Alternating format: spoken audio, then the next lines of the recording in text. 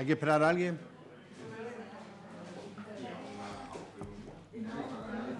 ¿Tenemos que esperar a alguien o ya no falta nadie? ¿Estamos todos? Estamos todos, ¿no? ¿Empezamos? ¿Empezamos o esperamos a alguien? Empezamos. Bueno, buenos días, gracias por venir.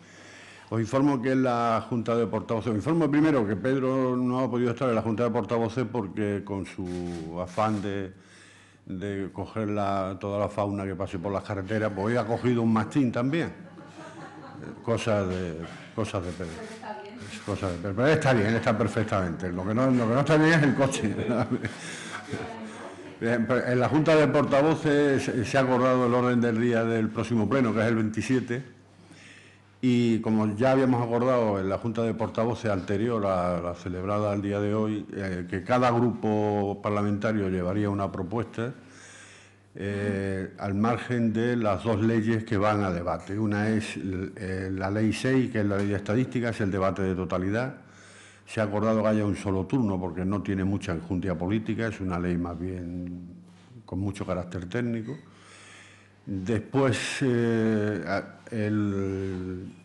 un informe de la Comisión de Armonización sobre determinadas enmiendas que técnicamente no estaban correctas de los presupuestos, de la ley de presupuestos, y que lógicamente tiene que ir al Pleno para su aprobación. No tiene debate porque es simplemente un informe técnico.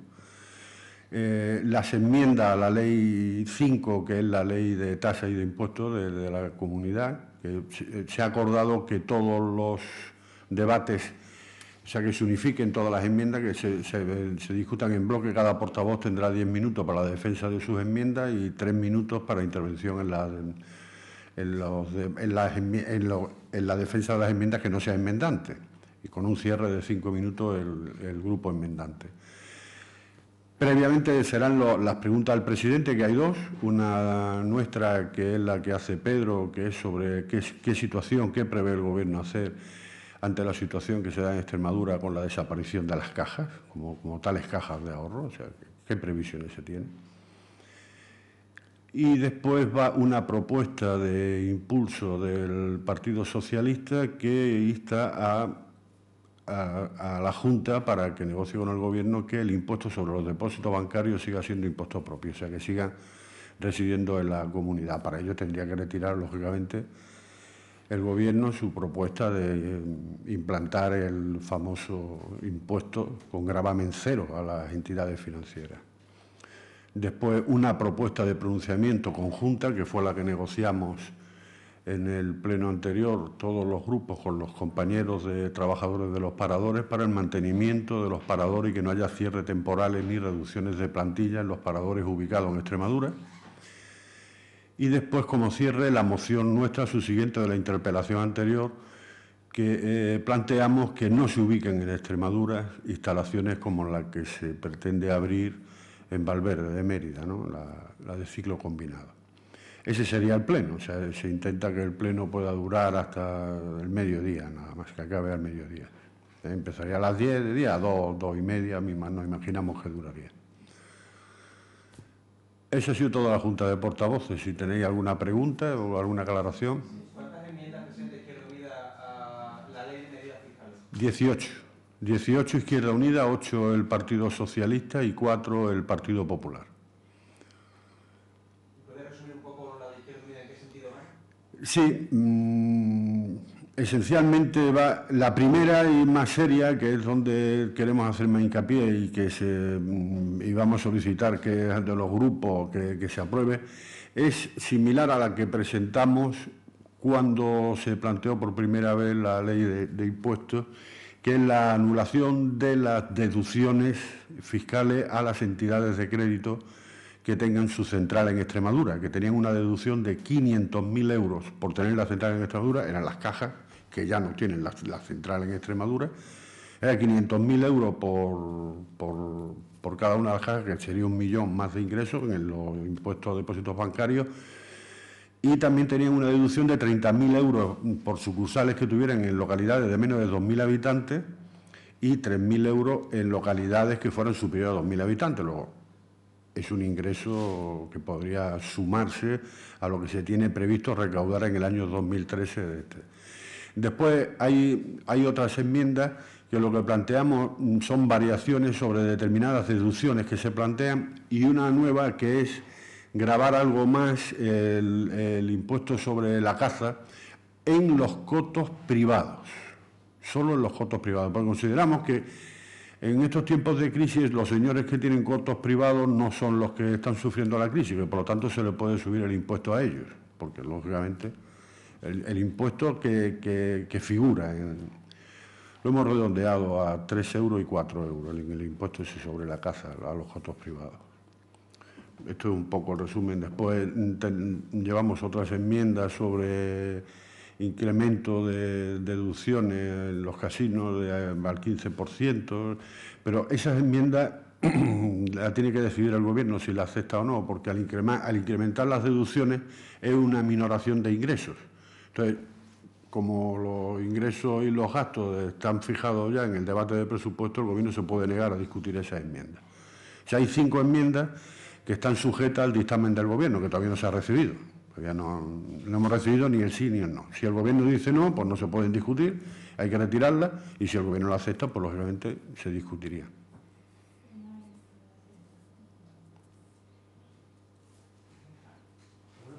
Muchas gracias.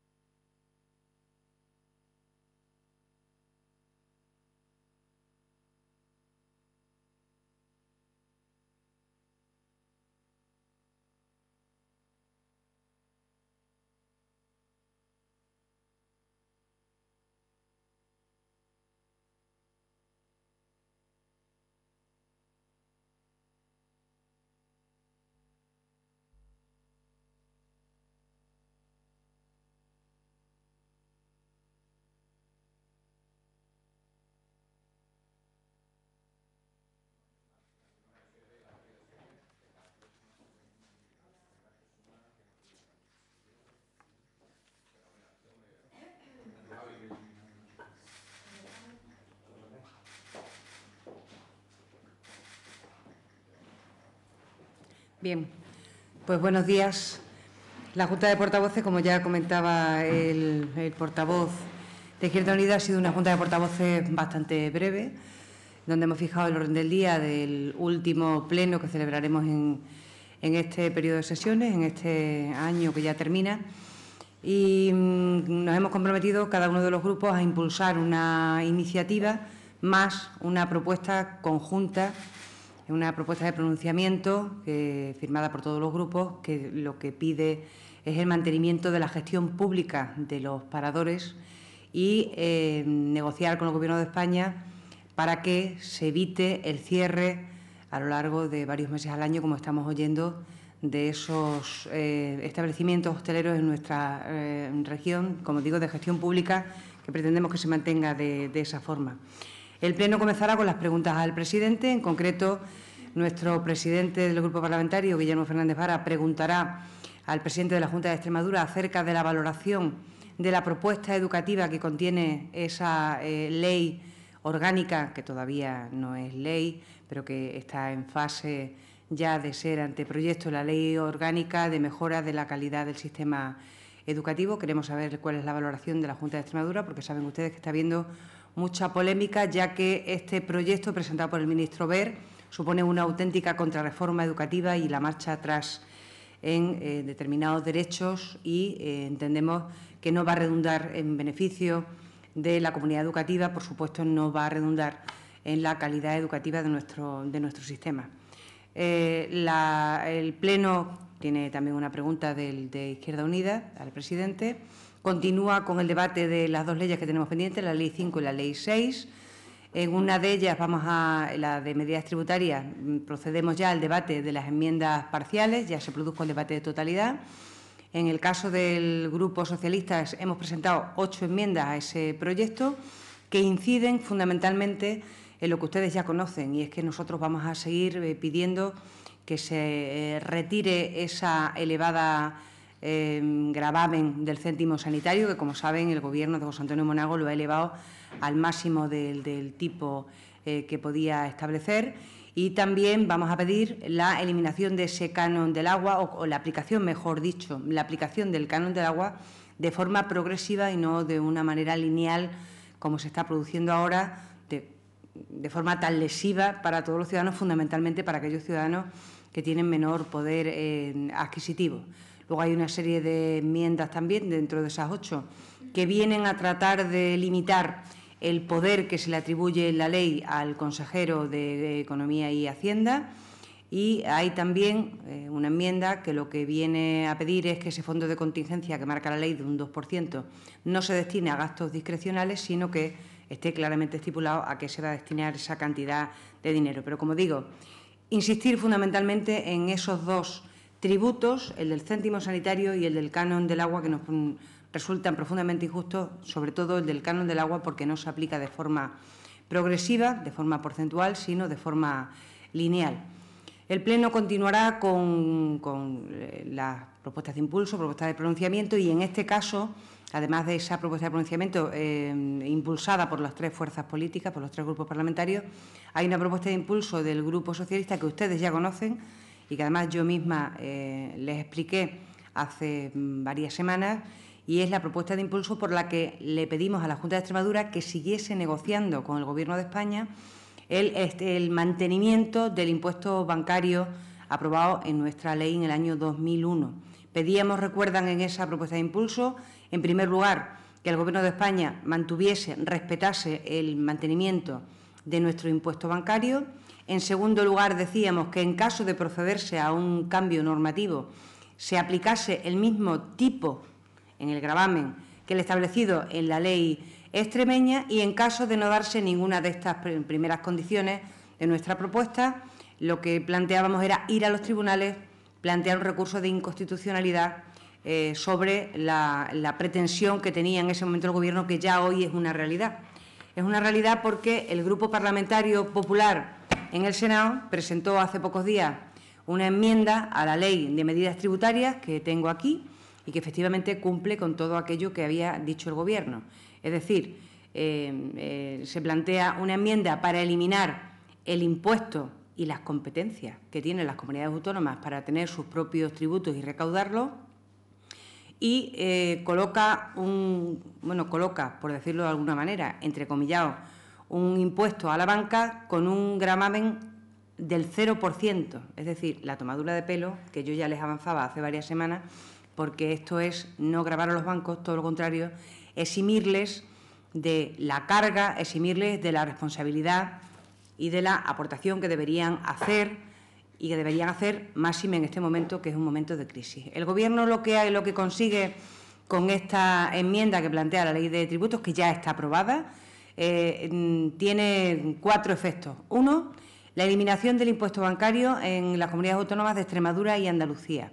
2, pretende que no se aplique el impuesto bancario en ninguna otra comunidad autónoma. Vamos a ver qué va a pasar ahora, puesto que ustedes saben que en la Comunidad Autónoma de Cataluña se acaba de aprobar también un impuesto a la banca.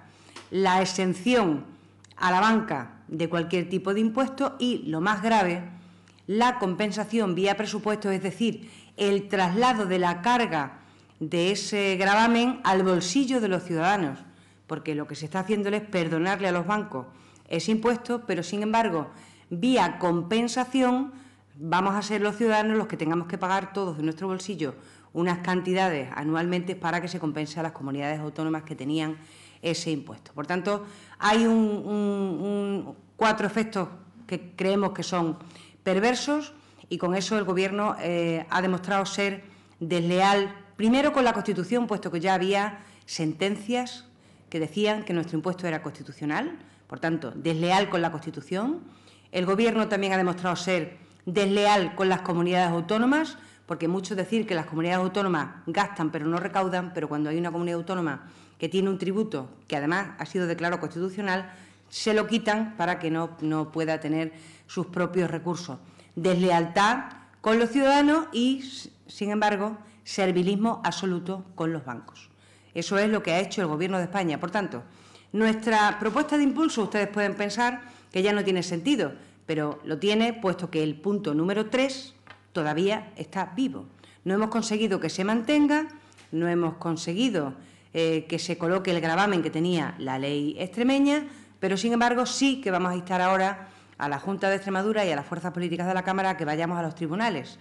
De tal manera que ya les anuncio que el Grupo Parlamentario Socialista va a traer al Parlamento la cuestión de inconstitucionalidad contra este gravamen que plantea el Gobierno de España. Si aquí no lo consiguiéramos, nosotros vamos a trabajar con nuestros compañeros diputados y senadores en las Cortes Generales para que sean las Cortes Generales las que planteen un recurso de inconstitucionalidad contra el impuesto del Gobierno. Y yo tengo que aclarar alguna cuestión que hemos oído en el discurso tanto del Grupo Parlamentario de Izquierda Unida como en el Grupo Parlamentario Popular. Cuando ellos nos decían que era mucho mejor negociar con el Gobierno una compensación porque de la otra manera lo que se hacía era que se paralizaría el impuesto, no es verdad. No es verdad. Nuestro impuesto está sancionado por la Constitución. Tenemos una sentencia. Si ahora se recurre el impuesto del Gobierno de España, lo que quedaría paralizado sería el impuesto del Gobierno de España. Es decir, el impuesto de la comunidad autónoma seguiría vivo, puesto que ya ha sido sancionado. Por tanto, lo que queda paralizado, lo que quedaría paralizado sería aquel impuesto sobre el que se presenta el recurso, que sería el impuesto del Gobierno de España y no el Gobierno de la comunidad autónoma. Lo que sí paraliza y retrasa que alleguen esos dineros que le corresponden a los ciudadanos es precisamente empezar ahora una negociación con el Gobierno de España cuando en la propia enmienda que plantean, que es una enmienda larga, muy técnica, no dicen en ningún momento esa compensación sobre qué base se va a hacer, cuál va a ser el año que se tome como base, cuál va a ser el tipo de gravamen sobre el que van a trabajar. Es un brindis al sol. Y, por tanto, insisto en que vamos a hacer el debate, porque esta es una cuestión que interesa a los ciudadanos, porque no se puede seguir siendo serviles con los bancos y, sin embargo, meter la mano en el bolsillo de los ciudadanos, y traeremos en próximas fechas nuestra iniciativa aquí, precisamente para plantear la cuestión de inconstitucionalidad y, posteriormente, si de aquí no surgiera, trabajar en las Cortes Generales con el número de senadores o diputados que establecen los reglamentos de las cámaras. Esta es la cuestión que yo les quería plantear, que creo que es una cuestión de interés, y a partir de ahí estoy a vuestra disposición. Bueno, gracias, que tengáis felices fiestas. Mucha salud.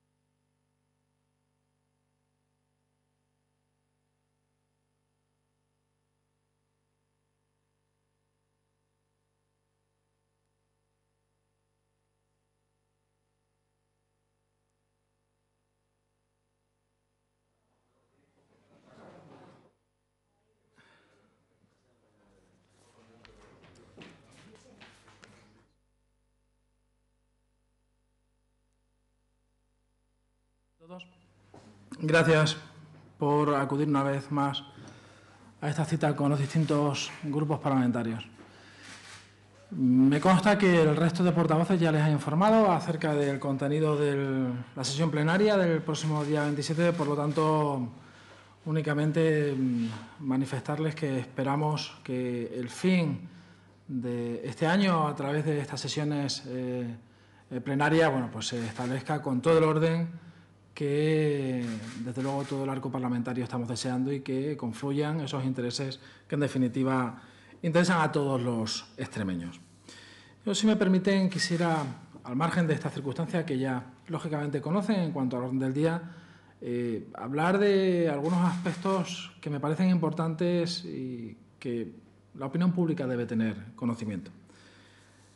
Esta mañana hemos tenido la oportunidad de ver cómo el presidente del Grupo Parlamentario Socialista ha lanzado un mensaje de Navidad agorero, triste, alarmista, y, por lo tanto, desde el Grupo Parlamentario Popular no podemos permitir que la ciudadanía quede con la idea de que este año, que efectivamente podemos entenderlo como posiblemente el peor año desde que se reconoció la existencia de la crisis, que lo hemos superado con el esfuerzo y el trabajo de todos los extremeños, con el esfuerzo y el trabajo del Gobierno de Extremadura, y que, sin duda, nosotros desde el Grupo Parlamentario le pedimos a todos esos extremeños que tengan esa confianza para que el 2013 sea realmente el año en el que, con este trabajo denodado, nos ponga en la senda de la recuperación y del crecimiento económico.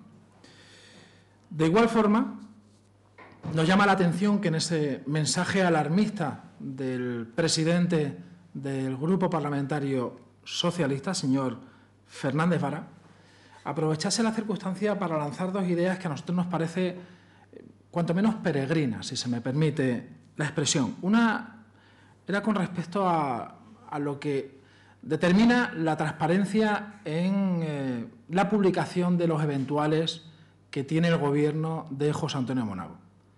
Y digo que peregrina porque me deben permitir que les explique que esa transparencia se ha plasmado por el Gobierno que sustenta este grupo parlamentario sobre una base esencial, y es la propia ley del Gobierno abierto, la propia ley de transparencia del Gobierno de Extremadura. Pero ya no es eso, es que se ha publicado, cosa que no había ocurrido nunca, la lista de todos los eventuales. Pero es más, es que se ha publicado y se ha hecho a través de lo que es la transparencia que se le exige a un gobierno capaz y responsable de reducir el número de eventuales al 50%. Y si me lo permiten, porque al final todo pasa por una cuestión económica y mucho más en los tiempos que corren, les puedo decir que esa reducción del 50% ha supuesto una reducción a las arcas públicas, es decir, al dinero de todos los extremeños, superior a los 2.600.000 euros. Esa es transparencia y no lo que se predica desde el alarmismo y desde una postura absolutamente agorera. Y también me van a permitir que les hable de la propuesta que ayer se hizo también por parte del señor Fernández Vara en cuanto a algo que, tras 28 años de gobierno socialista, ahora parece que ha encontrado el maná de las soluciones a todos los problemas de los extremeños. Y uno de ellos, uno que ayer parece que participaba con una generosidad y asombro, era el de buscar una propuesta común para luchar contra el fraude fiscal. Nos deja perplejo, puesto que no será aquí, en sede parlamentaria, en la Asamblea de Extremadura, donde va a tratarlo. Aquí entendemos, y seguramente él el primero, las SICAP no se encuentran domiciliadas en Extremadura. A lo mejor debería hablar con aquellos que en Cataluña o en Madrid practican de forma continua lo que supone y lo que él denomina fraude fiscal, Y sobre todo, lo que no puede pretender es una caza de brujas a las empresas extremeñas que precisamente ahora con mucho esfuerzo lo que pretenden es continuar por la senda que el gobierno de José Antonio Monago está marcando y que sin duda nos llevará a todos a esa recuperación buscada. Y para finalizar, como podrán comprender, no puedo sino hacerme eco de otra búsqueda de titulares que le gusta al señor Fernández Vara. Ayer tuvo lugar aquí la última celebración de la Comisión de Investigación sobre el Consorcio FEVAL, comparecencia del señor Fernández Vara, el cual intentó tomar el pelo a todos los extremeños. Y digo bien, no puede una persona a la que el propio Estatuto de Extremadura, y él lo sabe, puesto que ha sido presidente de Extremadura, le corresponde, como digo, como presidente de Extremadura, garantizar el cumplimiento de la ley y conocer todo lo que con carácter irregular llega a su conocimiento y es de su competencia, hacer, como digo, oídos sordos, hacer creer a la ciudadanía que no sabía nada y, sobre todo, el practicar lo contrario a lo que con esa bondad en sus palabras realmente nos transmitió a todos los ciudadanos. Aquí ayer se pretendió tomar el pelo a los extremeños por parte del señor Fernández Vara. Y él no puede eludir que, siendo el máximo responsable de Extremadura, pueda llegar a caer en las contradicciones que ayer cayó, en un primer momento admitiendo que conoció, primero anónimamente, todas las circunstancias e irregularidades susceptibles de ampararse en el Código Penal y, por lo tanto, ser delitos, hacer oídos sordos y, a continuación, admitir que estuvo hablando con trabajadores, precisamente de la institución FEVAL, los cuales le transmitieron lo mismo que por el canal anónimo había recibido. No puede entrar en esa contradicción grave y mucho menos eludir la responsabilidad y asumir lo que ayer pretendió, que era justificar una auditoría una vez que ya públicamente se hace eco de lo que está ocurriendo y no lo puede parar, simple y llanamente por motivos electorales. Entendemos sinceramente que no se puede permitir la tomadura de pelo que ayer a todos los extremeños el señor Fernández Vara nos quiso hacer y sin duda no consiguió. No puede eludir la responsabilidad echándole la culpa a las personas en las que tiene depositada su confianza, en personas de su propio gobierno, y diciendo: miren ustedes, yo no me he enterado de nada, mi información llega hasta aquí, porque al final lo que no podemos admitir de ninguna forma es que no se entere de nada y que tampoco haga nada porque dice que no se entera de nada. Mi pregunta es muy simple: ¿de qué se enteraba el señor Fernández Vara? ¿De qué se enteraba el presidente de una comunidad autónoma si no se entera de lo que está ocurriendo en la institución ferial más importante de su comunidad? De lo que le interesaba, ayer llegó a admitir aquí que había unas elecciones por medio. El señor Fernández Vara ayer fue requerido para que presentase su dimisión. El señor Fernández Vara sabe perfectamente lo que tiene que hacer. El señor Fernández Vara sabe cuál es su responsabilidad.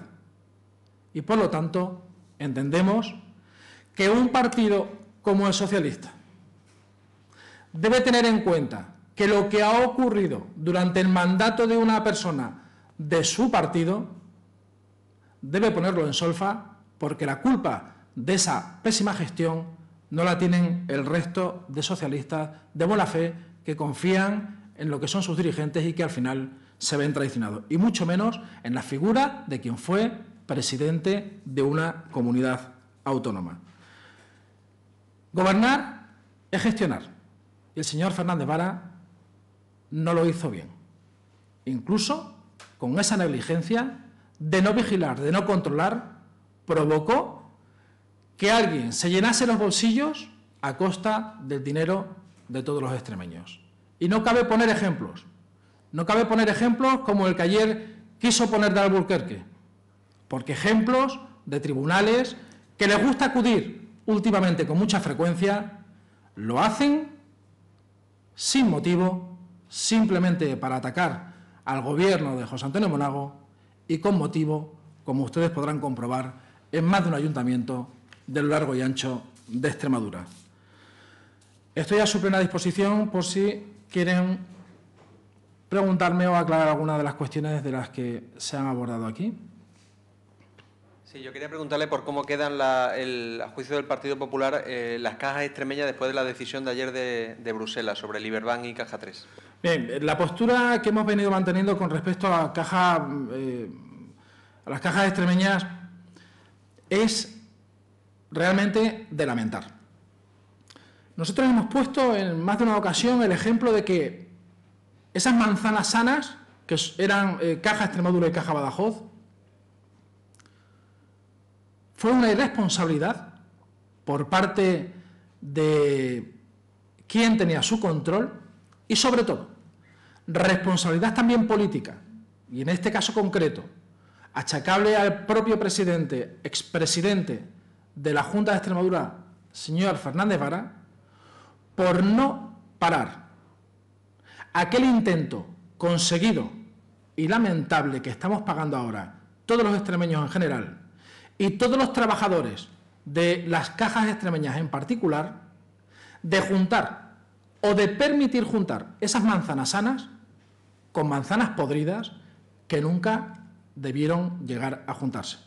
Creo que las cajas extremeñas fueron mal vendidas. Creo que la gestión, tanto de los directores, de los presidentes, como del propio presidente de la Junta de Extremadura, fue irresponsable. Y ahora mismo, desde luego, este grupo parlamentario estará al lado de los trabajadores de Caja Badajoz y de Caja Extremadura, porque la situación sorpresiva a la que se han visto abocados, sinceramente, y para que me entiendan, es simplemente injusta. Y creo que todos debemos aportar nuestro granito de arena para conseguir que eso no sea una realidad y que todos esos puestos de trabajo que ahora mismo se están exigiendo que desaparezcan, se palíen de la forma que ahora mismo los máximos responsables, desde luego, tienen en sus manos. También apelo a la sensatez de los sindicatos, pero sobre todo a esas direcciones, a esos consejos y, en definitiva, a esos presidentes de las cajas afectadas. Pues muchísimas gracias a todos y pasen ustedes una feliz fiesta y, en mi condición de católico, una feliz Navidad. Muchas gracias.